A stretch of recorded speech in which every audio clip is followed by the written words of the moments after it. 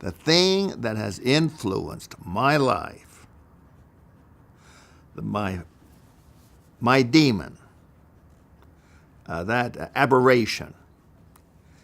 And I learned as a mission president, everyone brings into the mission field, these missionaries, a certain amount of baggage. And then the whole key is to get above and beyond the baggage. Who will rule, the baggage, or is it going to be you and the Savior?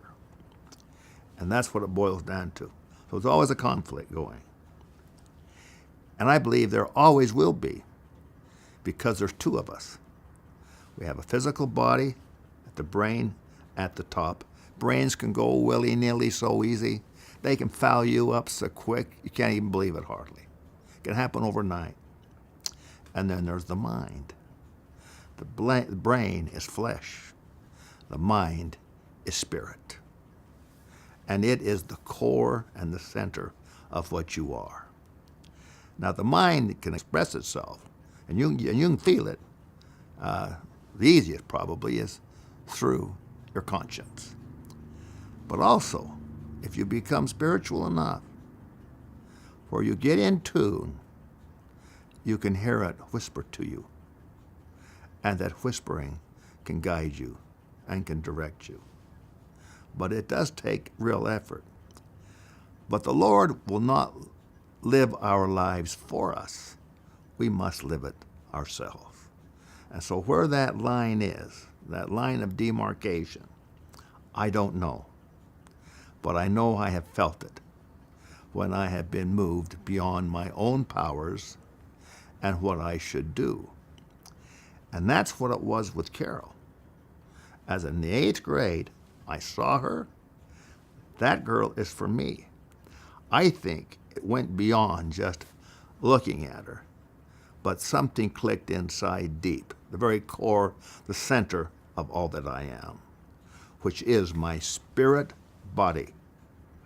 And that spirit body is a reflection in every single aspect of the physical body.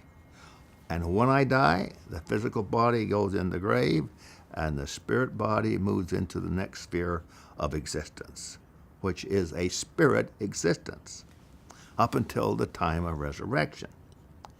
Now, this I believe. Well, and so if somehow we are able to submit to that spirit which only deals with truth and not half-truths, Satan can get us with half-truths. It's logical, it makes sense, everything works, but it doesn't, because it's wrong, it's false. And boy, to be able to determine that is not easy. Now, I think I have referenced that. That is, you can't have your cake and eat it too, which means you can't have it both ways. So you have to make a decision. Now, if we want to be tough on this, and I think sometimes we have to be tough on this, because you cannot have it both ways in life, where the Lord revealed to John when he was on the Isle of Patmos, I know thy works, that thou art neither cold nor hot. I would that thou wert cold or hot. But since thou art lukewarm, that is in the middle, refusing to make a decision, I shall spew thee out of my mouth. A decision sometimes has got to be made. And it usually is not easy. And it's usually, when you make that decision in the context of what is best, it is beyond the imminent, the immediate. It is in the future.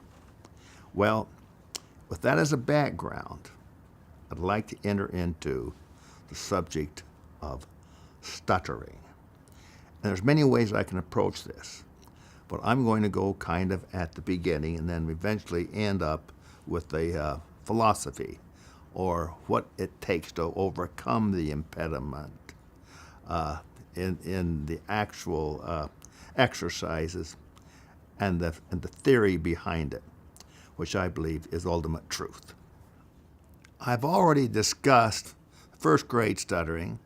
I have discussed when I had a date with Carol the first time, Stuttering at the doorstep, and of introducing Carol to my best friend, Don Bybee, at that time, and the difficulty of saying the name Carol, the hard consonant. And so I substituted a nickname that I could say, Smiley, because it was a true reflection of her. She was just a smiling girl, and always has been.